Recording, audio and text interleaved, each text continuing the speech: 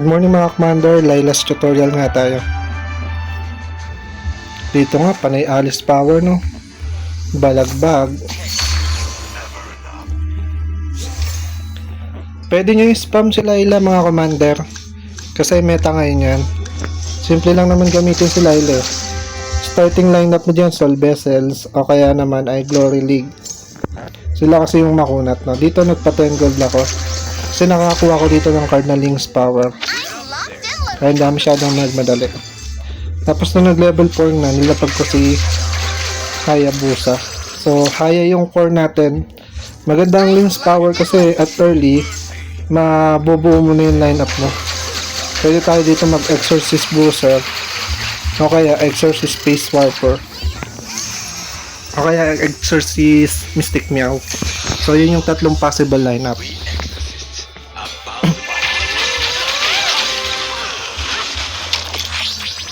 Tapos dito, Space Warper muna tayo. Glory League Space Warper. Nakakuha kong Karina. Binuo ko ng Scavenger.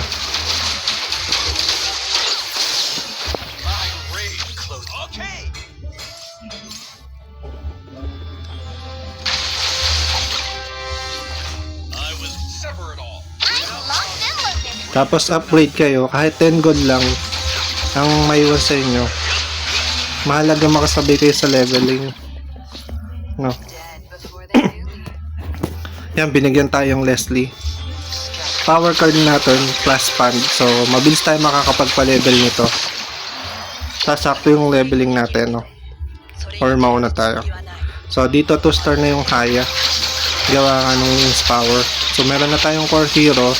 Tapos, Space Warper. Since Haya, Space Warper yung kanyang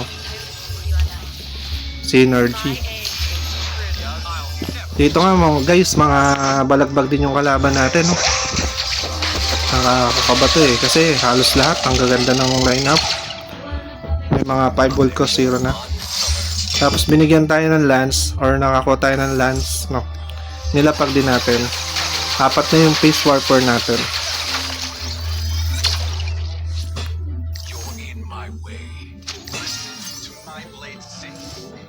Tapos may Leslie tayo. Ginawa nating Mystic Meow. Dito Space Warper ang binibigay sa atin, no?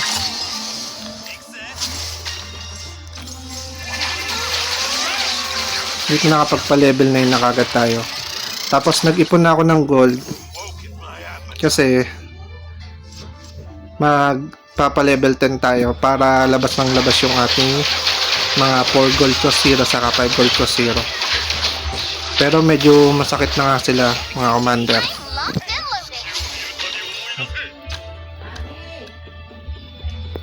Papasok na tayo sa breaking. Oh. Guys, ito solid. Layla's Power tapos naka-Alice. Ang katinan. Kasi kada makaka 50,000 damage ka, ibibigay sa yung hero. Tapos nakasabay ka sa level 9. Kumbaga auto. Saan lalabas yung mga hero mo dyan. Tapos yung Alice naman na to ay trap. Dito ang nakuha natin power card. I'm the more the merrier kasi Mystic Meow na yung ko. Para siguradong makakapagpa-3-star tayo. Dito nga napa-3-star na natin yung Haya. Ito pala napakita sa inyo mga commander. So early game, madali lang naman gamitin ko si Layla. Ito balagbag, 3-star na kagad yung show niya. Hindi kasi mapipigilan yung Layla's Power. Kahit na meron ako ditong isang show, kapag gamit mo yung Layla Synergy or Layla Commander saka Layla card, no, hindi napipigilan yung yun yung bagong meta kay Layla, no? Kaya maganda siyang gamitin. Ibibigay pa rin sa'yo yung the most frequent synergy. Kaya nakapagpa-3-star tayo ng Haya. Ang laban na lang natin dito mga commander, kapag napa-3-star natin si Leslie o kaya si Lance,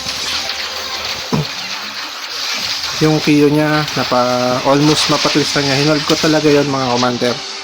Kasi nakita ko yung Kyo mag-8 na.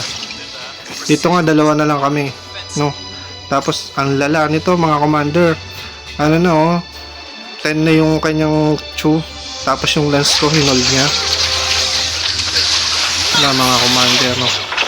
Hindi ko, ayun no guys. Na-hold niya yung lance natin. Kaya ang binala ko na lang dito ay makapagpatlister ng Leslie. Aray ko. Sa kanin lance. Leslie naman madali nyo na yung mapapatlister once na level 10 na kayo. Ang katinong Chong. Balagbag. Aray ko. Aray ko. Aray ko. Aray ko. Sakit. Dito nga nag-request ako na sana bigay niya yung lance. Kasi alam ko naman magpo-4 star yung show niya. Saka yung niya. Yung Yusong. Sabi ko bigay mo sa akin idol yung lance para maganda yung laban natin. Tapos dito, kung hindi niya ibibigay yung show, yung rather yung lance natin, si-edit na yung second plan ko. No. Hinold niya talaga guys, oh. Niyayabangan tayo, no. Tapos naisip ko dito, may chance tayong manalo kung ipoprotect natin si Leslie. Siya kasi yung damage dealer natin. Commander. Aray ko, 12/13 na yung show. Sakit nan. Kaya nga, bala ko na lang dito, i-protect talaga si Leslie. Pero mali din yung positioning ko dito mga commander. Bagam. Dito nga nag-hold ako ng gold para sa edit. Siguro hindi niya na rin napansin to. Commander. Ayan. Napa-3-star natin yung edit. No. Tapos sabi ko, at least, 4 star yung Chu eh. Gusto namin malaman kung sinong mas malakas. Kung yung 4 star na Chu niya, o yung mga 3 star na 5 gold ko, 0 ko. Sabi ko, daya ng Layla's power, no. Kaya Layla talaga yung na-trip ako commander ngayon. Dito, binili ko lang edit para hindi masyadong obvious during the game. Tapos, pinagbigyan niya naman dun sa request ko na benta niya yung lance, kaya nag-refresh ako. Nakita ko kasi may natirang lance. Exorcist kasi yung natin no. Yan, edit ang hinanap natin. Tapos, yan. Hinanap natin si lance.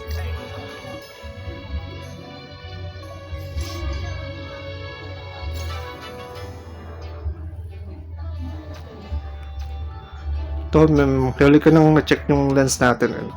Yan, binigay guys. Tingnan natin, no. Ipoprotect lang natin yung Leslie. Dapat nga yung edit medyo pasok pa sa loob, no. Kasi nakapunta pa siya doon, no. Bagam. Sakit din talaga ng show. Sabi ko, patay, GG. Walang makabalagbag sa show niya. 4 star, baga naman yan. Pero dito nabuhay yung tatlo natin na 3 gold cost here. 3 star natin. Pagam, nakaka-page edit. Pagam. Nice game, idol. May buhay pa pala siya, nakananas power siguro. Ay, meron pa siyang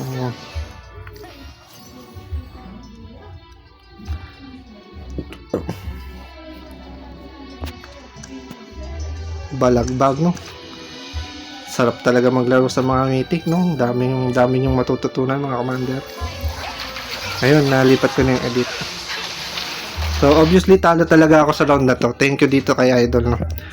Na trip lang talaga naming mag-exhibition.